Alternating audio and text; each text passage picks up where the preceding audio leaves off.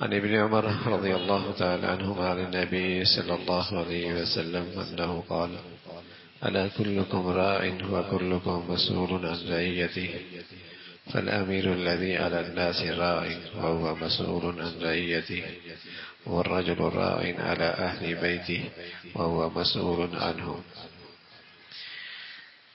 اللہ کے نبی صلی اللہ علیہ وسلم اپنے گھر والوں کی اور اپنے گھر کی خواتین کی بھی تعلیم و تربیت کا بہت اہتمام فرماتے تھے، اور یہ اہل ایمان کے لیے آپ کی زندگی کا یہ پہلو بھی ایک نمونہ ہے۔ آپ علیہ الصلوۃ والسلام اپنے گھر میں اور اپنے گھر والوں کی تعلیم و تربیت کی بہت فکر فرماتے، اہتمام فرماتے تھے، اور مسلمانوں کے لیے اللہ کے نبی کی زندگی کا یہ پہلو بھی ایک نمونہ ہے، اسوہ ہے۔ عبداللہ ابن عمر فرماتے ہیں رسول اللہ صلی اللہ علیہ وسلم نے فرمایا کہ تم میں سے ہر ایک شخص ذمہ دار ہے، اور اس پر ایک ذمہ داری ہے، اس کے ماتحت ایک رعایا ہے۔ جیسے امیر ہوتا ہے اور لوگوں پر امیر ہوتا ہے، اور وہ اپنے ماتحتوں کا ذمہ دار ہوتا ہے، اس لیے آدمی اپنے گھر والوں کا ذمہ دار ہوتا ہے، اور اس سے کل اپنے گھر والوں کے بارے میں باز پرس ہوگی۔ اتنی ذمہ داری تو آج کا انسان سمجھتا ہے کہ گھر کے کھانا پینا، علاج معالجہ، رہن سہن کی ضروریات، یہ تو فکر کرتا ہے، اور یہ فکر کرنا تو کوئی بڑی بات نہیں، تو کافر بھی کرتا ہے۔ وہ بھی اپنے بچوں کی اس درجے کی فکر تو کرتا ہے، لیکن اللہ کے نبی صلی اللہ علیہ وسلم نے اس سے آگے بھی ذمہ داری ڈالی ہے کہ ان کی دینی تربیت، ان کی دینی تعلیم، ان کی زندگی میں عبادات، اللہ کے حکموں پہ آ جانا، یہ بھی گھر کے ذمہ دار کی ذمہ داری ہے کہ اپنے گھر والوں کے لیے فکر کرے، اور کل قیامت میں اس بارے میں باز پرس بھی ہوگی۔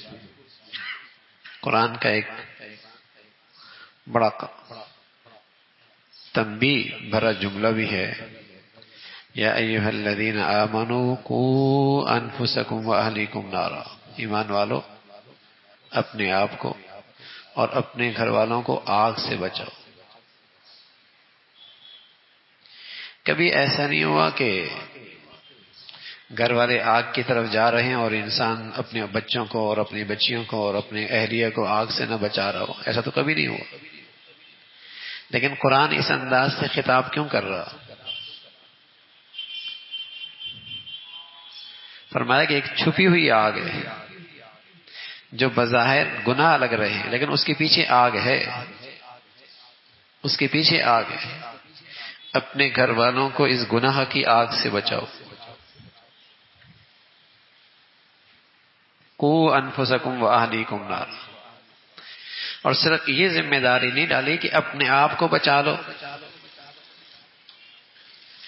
کہ باپ تو بہت اچھا جی، دیندار، نمازی، پرہیزگار، شوہر بہت نیک، صالح، اس حد تک کافی نہیں۔ وَأَهْلِيكُمْ نَارًا، گھر والوں کی بھی ذمہ داری ہے، ان کی تعلیم، ان کی تربیت، ان کے دینی ماحول، ان کی دینی سوچ، ان کی دینی فکر، یہ بھی ذمہ داری ہے۔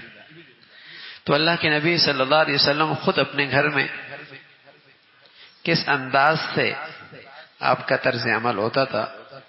ام سلمہ رضی اللہ تعالیٰ عنہ، جو امہات المؤمنین میں سے ہیں، مسلمانوں کی روحانی ماؤں میں سے ایک ماں ہیں، حضور کی اہلیہ ہیں، زوجہ ہیں، فرمایا ایک دن اللہ کے نبی صلی اللہ علیہ وسلم اچانک بیدار ہوئے اور فرمانے لگے سبحان اللہ، آج کی رات میں اللہ نے کیسے خزانے اتارے ہیں، اور ایک دم کتنے فتنے بھی اتارے ہیں۔ یعنی اللہ نے آج ایک ہی رات میں شر اور خیر کا ایک بہت بڑا سلسلہ دنیا میں بھیجا ہے. فتنے بھی نازل ہوئے اور نیکیوں کی شکل میں، اجر و ثواب کی شکل میں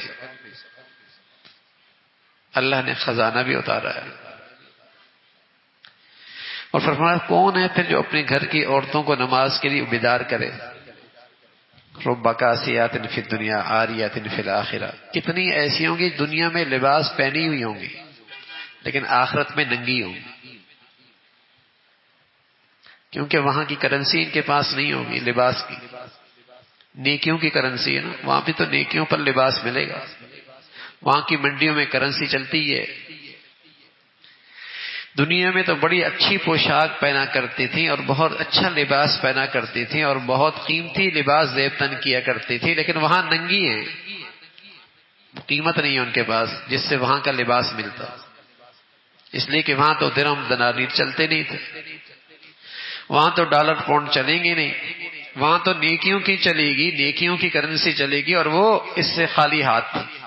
تو کتنی ایسی ہوں گی رب کاسیات فی الدنیا عاریات فی الآخرہ، دنیا میں لباس پہنی ہوں گی اور آخرت میں بے لباس ہوں گی. تو اپنے گھر والوں کو توجہ دلائی کہ جتنا ہو سکے عبادات کا اہتمام کرو. عائشہ فرماتی ہیں رضی اللہ تعالیٰ عنہ، رسول اللہ صلی اللہ علیہ وسلم اذا دخل العشر، جب آخری عشرہ آ جاتا رمضان کا تو اپنا تیمن کس لیا کرتے تھے، مضبوط باندھ لیا کرتے تھے، اور ساری رات اپنی راتوں کو عبادت سے زندہ کیا کرتے تھے. وَأَيْقَظَ أَهْلَهُ، اور اپنے گھر والوں کو بھی اٹھایا کرتے تھے، خود بھی اور گھر والے بھی. رمضان کے آخری عشر میں سب عبادت میں مشغول ہوتے، صرف خود نہیں، ایقظ اہلہ، اپنے گھر والوں کو بھی اٹھایا کرتے تھے، ان کو بھی بیدار کیا کرتے تھے. حضرت علی ابن ابی طالب جو گھر کے آدمی ہیں وہی فرماتے کہ حضور علیہ الصلوۃ والسلام کان یوقظ اہلہ فی العشر الاواخر من رمضان، رمضان کے آخری عشرے میں آپ اپنے گھر والوں کو اٹھایا کرتے تھے. اور آپ کے گھر والے رمضان میں رات کی نماز، اللہ کی یاد، دعاؤں کا اہتمام، قرآن کی تلاوت، ان اعمال میں مشغول ہوا کرتی تھی. اور عام طور پہ پورے سال کی آپ کی سنت یہ تھی کہ خاص طور پہ وتر کے لیے اپنے گھر والوں کو اٹھایا کرتے تھے اور فرمایا کرتے تھے اوتری یا عائشہ، عائشہ وتر پڑھ لو. یعنی سب سے آخری نماز وتر ہونی چاہیے، یہ پسندیدہ ہے اللہ کے نبی کو. تو رات کے آخری حصے میں عائشہ کو اٹھا دیا کرتے تھے، وتر پڑھ لو. یہ تو پورے سال کا معمول تھا، لیکن رمضان میں خاص طور پہ پوری رات عبادت میں خود بھی اور اپنے گھر والوں کو بھی اس میں مصروف کرتے تھے. تو گھر کی تربیت، گھر کی تعلیم، گھر کی نیکی کا شوق، یہ بھی گھر کے ذمہ دار کی ذمہ داری ہے.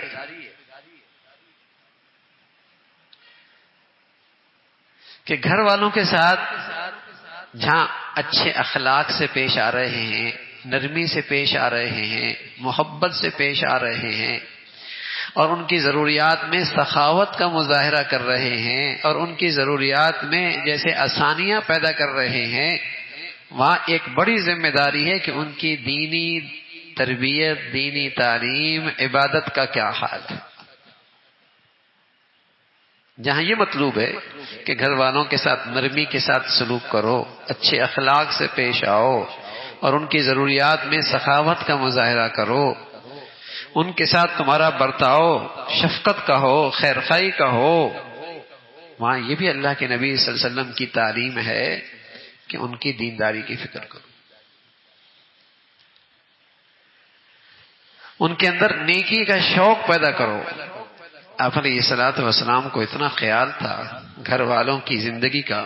ایک مرتبہ اعتکاف کا وقت آیا تو آپ علیہ الصلوۃ والسلام نے فرمایا کہ میرا خیمہ مسجد نبوی میں لگا دو. گھر بالکل گھر کی دیوار ساتھ ملی ہوئی تھی، تو گھر کی دیوار کے ساتھ خیمہ حضرت عائشہ نے بھی لگا لیا. آپ نے انہیں اجازت دے دی. لیکن جب دوسروں نے سنا، حضرت حفصہ نے سنا، حضرت زینب نے سنا، انہوں نے بھی خیمے لگا لیے. جب صبح ہوئی حضور علیہ الصلوۃ والسلام نے ان سب کے خیمے دیکھے تو فرمایا سب کو اکھاڑ دو اور میرا بھی ہٹا دو، میرا بھی خیمہ ہٹا دو. اور فرمایا کہ مجھے یہ لگا کہ تمہارا یہ خیمہ یہ صرف اس حرص کی وجہ سے ہے اور اس غیرت کی وجہ سے ہے کہ ہم نبی کے قریب ہو جائیں، شوہر کے قریب ہو جائیں. اللہ کو تو وہ عبادت پسند ہے جس میں خالص اللہ کے لیے ہو. اللہ کو تو وہ عبادت پسند ہے جو خالص اللہ کے لیے ہو. یہ آپ کی زندگی کا پہلا رمضان ہے جس میں آپ اعتکاف نہیں بیٹھے، ورنہ پوری زندگی آپ اعتکاف بیٹھے. اور یہ صرف اس لیے کہ سب کی دلجوئی ہو جائے، لیکن ساتھ ان کی تربیت اور تعلیم کا بھی اہتمام ہو گیا کہ بھائی عمل تو وہ اللہ کو پسند ہے جو خالص اللہ کے لیے ہو. یہاں تو تم ایک دوسرے سے آگے نکل رہی ہے کون زیادہ شوہر کے قریب ہو جائے. سارے خیمے اٹھا لیے. عبادت وہ جو اللہ کے لیے خالص ہے. پھر آپ علیہ الصلوۃ والسلام اگلے سال 20 دن اعتکاف بیٹھے. 20 دن اعتکاف بیٹھے، ورنہ ساری زندگی آپ کا معمول تھا آپ آخری عشرے میں اعتکاف بیٹھا گئے. تو گھر کے اندر دینداری کا ماحول، گھر والوں کی اس تعلیم کی فکر کہ ہر عمل میں اخلاص ہو اور ان کے پیش نظر صرف اللہ کی رضا ہو، وہ کیسے ذات راضی ہو جائے، اس کا اہتمام حضور علیہ الصلوۃ والسلام نے حضرت عائشہ سے فرمایا. ایک مرتبہ حضرت عائشہ کہنے لگی یا رسول اللہ میرا دل کرتا ہے میں بیت اللہ کے اندر نماز پڑھوں. آپ علیہ الصلوۃ والسلام نے اس کی انگلی پکڑی اور کمرے کے اندر لے گئے. فرمایا عورت کا کمرے کے اندر نماز پڑھنا ایسا ہے جیسے بیت اللہ کے اندر نماز پڑھ رہی ہے. سبحان اللہ.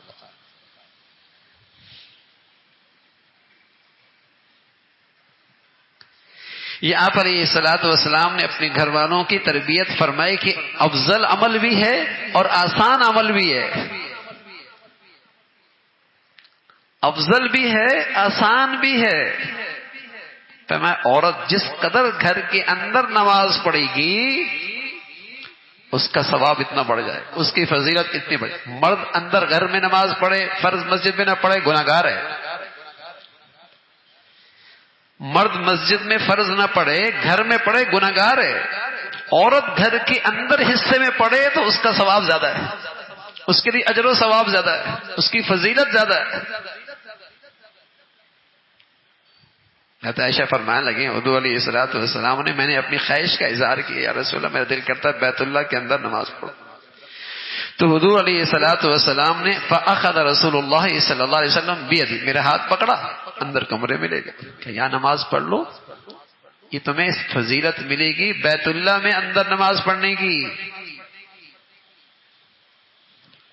عورت تو جس قدر سطر میں رہے گی نا، جس قدر سطر میں رہے گی اتنا اس کی عبادت بڑھ جائے گی.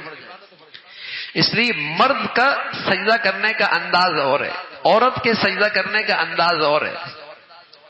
عورت کا انداز ایسا ہے جس میں اس کی سطر زیادہ ہے، وہ لپٹ کے سجدہ کر رہی ہوتی، اس میں اس کا سطر زیادہ ہے، اس کے جسم کا حصہ زمین پہ لگا ہوتا ہے، مرد کا جسم کا حصہ اوپر اٹھا ہوتا ہے.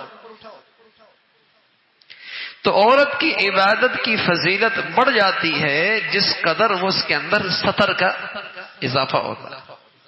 تو حضور علیہ الصلوۃ والسلام اس انداز سے اپنے گھر والوں کی تربیت فرمایا کرتے تھے. اور ساتھ جب ان کو پتہ چلا کہ فلاں عورت ہے رات بھر عبادت کرتی ہے سوتے کوئی نہیں، تو آپ علیہ الصلوۃ والسلام نے فرمایا اپنے گھر والوں سے، عائشہ فرمانے لگی آپ نے فرمایا احب الاعمال الی اللہ ادومها وان قل، اللہ کو وہ عمل پسند ہے جو ہمیشہ ہو اگرچہ تھوڑا ہو. نفلی عبادات یہ نہیں کہ 4 رکعت فرض ہے تو آپ 2 پڑھنا شروع کر دیں کہ تھوڑا پڑھیں گے لیکن ہمیشہ پڑھیں گے. نہیں, نوافل مستحبات اس میں یہ ہے کہ تھوڑا ہو لیکن ہمیشہ ہو.